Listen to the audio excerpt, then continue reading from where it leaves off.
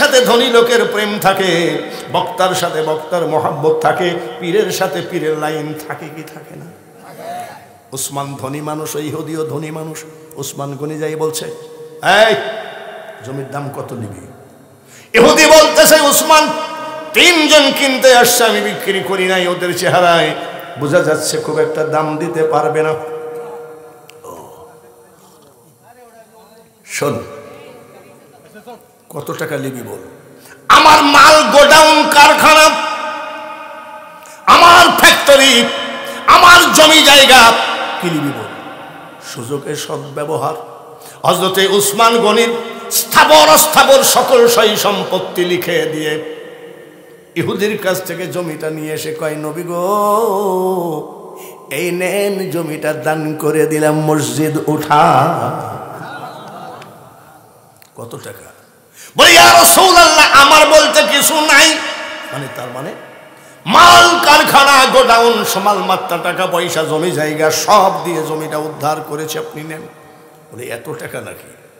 তুমি এত টাকা দিয়ে জমি কেনার কারণ? বলে, ইয়া রাসূলুল্লাহ, নবী গো, আপনার হাতে মসজিদ বানাবেন, ওই বেঈমান আপনাকে জমি দেয় নাই, আপনার চোখ দিয়ে পানি ঝরবে, আপনি মনে কষ্ট পাবেন। এই জীবন নিয়ে আমি কোনোদিন আপনার হাতে হাত দিয়ে কলেমা পড়ি না। নবীজি খুশি না বেজার?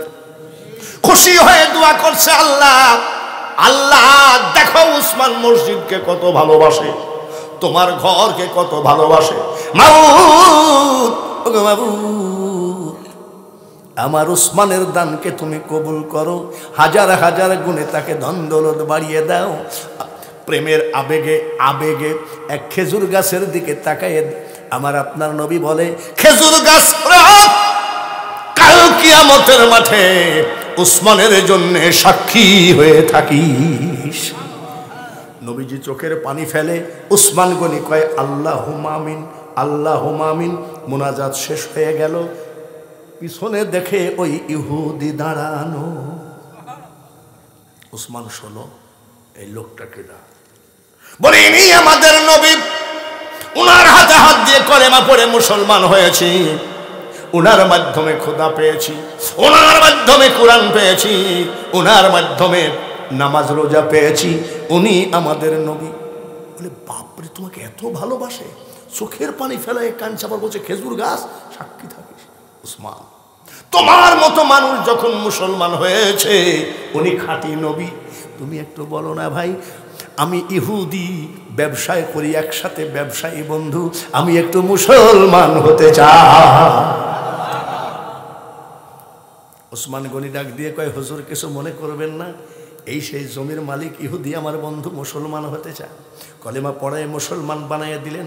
আপনি যদি পীর সাহেবের কাছে মুরিদ হন, আপনার কিছু কথা থাকতে পারে কি পারে না, যে আমি কি আমল করব, কি দিবেন, থাকতে পারে কি পারে না? মুসলমান হয়ে ইহুদি মুসলমান হয়ে ডাক দিয়ে কয়, হুজুর আমি মুসলমান হলাম। কয়, এটা প্রশ্ন করব বলে কি? আমি মুসলমান হলাম, উসমানেরও যেই কোরআন আমারও সেই কোরআন, উসমানেরও যেই আল্লাহ আমারও সেই আল্লাহ, উসমানেরও যেই নবী আমারও সেই নবী, উসমানের যেই কোরআন আমারও সেই কোরআন। বলে, হ্যাঁ, কোরআন শরীফের ভিতরে বলে, ইন্নামাল মুমিনুনা ইখওয়া, মুমিনগণ পরস্পর ভাই ভাই, তাহলে উসমান আর আমি তো ভাই ভাই। বলে, হ্যাঁ, কোরআনের আইন মতো তোমরা ভাই ভাই। তাই যদি হয়, এত টাকার বিনিময়ে আমি কেন মসজিদে দান করব, কেন জমির দাম নিব? হুজুর গো, এই নেন আপনার হাতে আমার ভাই উসমান গনির সমস্ত ধন দৌলত টাকা পয়সা ফেরত দিলাম, ওই জায়গাটা আমি মসজিদের জন্য দান করে দিলাম। ওরা হলো এইভাবে জান্নাত কিনেছে, আর আমাদের দুই বাইর করতে করতে জান শেষ। এই বীর বলেন, কে জানে কি দিল?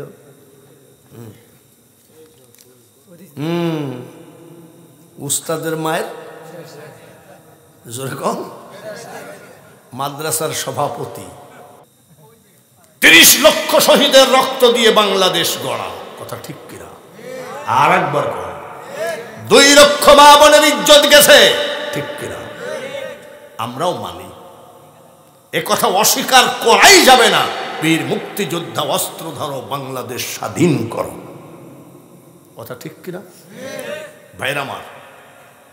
বাংলা আমার ভাষা, বাংলা আমার মায়ের ভাষা। কোন আন্তর্জাতিক চক্রান্ত নিয়ে এসে বাংলাকে ধ্বংস করার পাঁয়তারা যেন কেউ না করি। এটা আমাদের রক্ত দিয়ে কিনা স্বাধীন করা বাংলাদেশ, ঠিক কিনা? মুক্তিযোদ্ধা ভাইদের কথা, আওয়ামী লীগের ভাইদের কথা যেমন ঠিক, আমিও বলতে চাই নবীজির দাঁত ভাঙ্গা রক্ত দিয়ে কোরআন পেয়েছি। নবীজির আয়েশা সিদ্দিকা বলেন, হুজুর গো, আপনার জীবনের একটা কঠিন দিনের কথা বলেন। বলছে এই দেখো। বলে এগুলা কি? নবীজির চোখের পানি ঝরায় আর কয়, আয়েশা রে, এই কোরআনের দাওয়াত দিতে আমি তায়েফে গেছিলাম, এমন মার মেরেছে আমার সমস্ত শরীর ফেটে গেল, এই ফাটা শরীর এখনো শুকায় না। নবীজির রক্তের বিনিময়ে, দাঁতের বিনিময়ে, ইমাম হুসাইনের কল্লার বিনিময়ে আমরা কোরআন পেয়েছি, ঠিক কিনা? মুক্তিযোদ্ধা ভাইয়েরা যেমন 30 লক্ষ শহীদের রক্ত দিয়ে বাংলাদেশ খুঁজেছি, বাংলাদেশ পেয়েছি, যেমন সত্য কথা আমার নবীজির দাঁতের বিনিময়ে, সাহাবীদের কলিজার বিনিময়ে, আমির হামজার কলিজার বিনিময়ে আমরা কোরআন পেয়েছি। জোরে বলেন ঠিক কিনা? এই কোরআনের ঘর থাক সভাপতি যিনি, তার নাম হলো কি নাম? ও বাবা, এখানে আছে নাকি? হ্যাঁ, বীর মুক্তিযোদ্ধা বলেন মারহাবা। যাই বলো তাই বলো, বীর মুক্তিযোদ্ধার বিরুদ্ধে কোনো বলে লাভ নাই। তার কারণ 24 বছর রক্ত পিশাচের দল আমাদেরকে পার নিচে রেখেছিল। উর্দু ভাষা জাতীয় ভাষা করতে চেয়েছিল কায়েদে আজম মোহাম্মদ আলী জিন্নাহ। মুক্তিযোদ্ধারা যদি অস্ত্র না ধরতো, আমরা বাঙালিরা হতাম মেথর, আমরা বাঙালিরা জুতা সেলাই করতাম, আর ওই হিন্দি উর্দু ভাষাভাষী তারা হলো এসপিডিসি হতো। স্বাধীন করে দিয়েছেন বীর মুক্তিযোদ্ধা ভাই আমার। মাদ্রাসার সভাপতি 20,000 টাকা নারায়ণ। দোয়া তোর করা লাগে না, দোয়া তো এসেই যায়, ঠিক কিনা? দোয়া আসে কিনা? হ্যাঁ, আহা, ওনার স্ত্রী নাই, কত কষ্ট। মা খদিজাতুল কুবরা মারা গেলেন, কাবা শরীফের সঞ্চিতে নবীজি শুয়ে আছে। সাহাবীরা জিজ্ঞাসা করে, হুজুর বিছানা বালিশ থাকতে আপনি কাবা শরীফের সঞ্চিতে ধুলাবাড়ির ভিতরে শুয়ে আছেন? সাইকেলের বলের মতো নবীজির চোখের পানি জমা। নবীজি বলে, সাহাবীরা রে, যেদিন থেকে আমার খদিজা বিদায় হয়ে গেছে, ওই দিন থেকে বিছানা বালিশ ভালো লাগে না। স্বামী যেমন স্ত্রী না থাকলে কষ্ট, স্ত্রীও স্বামী না থাকলে কষ্ট। কত ওয়াজ যে আমার ব্রেনের মধ্যে জমা হয়েছে, ওই হাজী সাহেবদেরকে জিজ্ঞাসা করেন, যে জায়গায় কোরআন নাযিল হয়েছে ওই জায়গায় কেউ খাবার টানে নাই, মা খদিজাতুল কুবরা খাবার টেনেছে। আমি সভাপতির জন্য দোয়া করি, তার স্ত্রীকে যেন জান্নাতবাসী করেন। একটু জোরে কোন আমি, এবং ওনাকে যেন হায়াত বাড়িয়ে দেন। হায়াত বাড়ালে আমাদের লাভ কি? দীর্ঘদিন মাদ্রাসার খেদমত করতে পারবে। জোরে বলেন ঠিক কি? আব্দুল খালেক 500 টাকা। আমি সবার জন্য দোয়া করব। সভাপতির কাগজটা এখানে থাকলো। আমি সব শেষে আমি হৃদয় নিংড়ানো দোয়া করব, আল্লাহ তাআলা যেন তার সপরিবারকে হজ করার টাকা দেন। সপরিবারকে, ওই ফ্যামিলিটা যেন হাজি ফ্যামিলি হয়ে যায়, সবাই বলি আমি।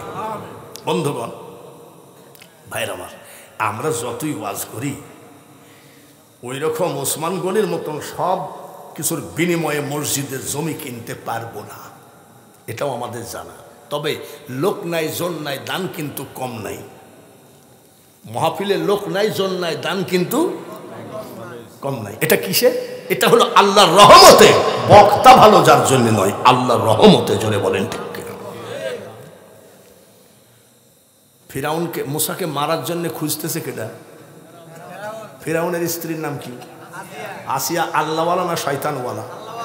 জোরে কোন মারহাবা। স্বামী স্ত্রী কি দূরে শয় না কাছে শয়? কাফেরের পাশে ইমানদার মা আসিয়া ঘুমায় আছে, যেহেতু স্বামী। মা চাষিরা শোনেন, তুমি যখন এসেছিলে ভবে কেন্দেছিলে, তুমি হেসেছিল সবে। এমন জীবন করিও গঠন, হাসিবে তুমি তোমার জন্য কান্দিবে ভুবন। মাসাসিরা, তোমরা কি জীবন তৈরি করলা? স্বপ্নের ভিতরে দেখে সাপে কামড়াচ্ছে, হুজুর একটা তাবিজ দেন তো, সাপে তাড়ে। আর মা আসিয়া শুয়ে আছে কাফেরের পাশে। আমার আল্লাহ বলে, আসিয়া সুবহানাল্লাহ, কি জীবন তৈরি করেছে যে আল্লাহ আসিয়ার সঙ্গে দেখা দেয়। আমার আল্লাহ বলে, আসিয়া, আসিয়া রে, নীল নদীর কিনারায় তোমার স্বামী ফিরাউন একটা বালাখানা করেছে। ওই বালাখানায় তোমরা হাওয়া খেতে যাও, বেশ কিছুদিন যাও নাই। আমি আল্লাহ বলছি, কালকে তোমার স্বামীকে নিয়ে ওই বালাখানায় যাবা। দক্ষিণ দিক থেকে একটা সিন্ধুক ভাসতে ভাসতে আসবে। স্বপ্নে মা আসিয়াকে বলছে, সিন্ধুকের ভিতরে 3 মাসের বাচ্চা আমার বন্ধু মুসা নবী থাকবে। তুমি ওকে যত্ন করবা, আদর করবা, আর ওই কাফেরের ঘরে হেফাজত করার দায়িত্ব আমি আল্লাহ। বন্ধুগণ, আবার যদি কোনোদিন আসি, একটা 20 মিনিট এই বয়সে, তারপরে যেতে হবে কত দূর তো জানেন আপনারা। যখন মাইক্রোতে গিয়েছেন আপনাদেরও তো খবর আছে। এই পর্যন্ত আপাতত থাকলো। আল্লাহ যেন সবার হাজিরিকে, এখনো যারা আছেন, আমি প্রাণ ঠেলে দোয়া করব, এখনো যারা আছেন প্রত্যেকের আমল নামায় যেন হজের নেকি লিখে দেন। আল্লাহ মনে হয় পারে টারে না নাকি? আল্লাহ যদি হজের নেকি লিখে দেন, আর একটা আল্লাহ আছে নাকি যে খবরদার ওখানে হজের নেকি লেখা যাবে না? আল্লাহ যেন সবাইকে হজের নেকি দেখেন, সবাই বলে না আমি। সামান্য টাকা নিয়ে মাদ্রাসার উস্তাদগুলো যে খেদমত করে, তাদের যেন জীবনে অভাব না হয়, সবাই বলি আমিন।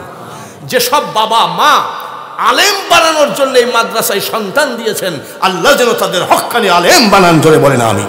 যে ছেলেটার মাথায় আমরা 2 ভাই পাগড়ি পরাইয়া দিয়েছি, কিয়ামতের মাঠে যেন কোরআন বুকে করে মাওলার কাছে উঠে, সবাই বলি আমিন। মাননীয় সভাপতি, সেক্রেটারি, ক্যাশিয়ার এত কষ্ট করে মাদ্রাসাটা পরিচালনা করতেছেন, কিয়ামতের মাঠে আপনাদেরকে যেন কোরআনের খাদেম বলে ডাক দেন। এখন যদি বলেন ফজর পড়ে যাব, আপনি ফজর পড়ে গেলে আমার তো আবার বাড়ি যায় আসর পড়া লাগবে।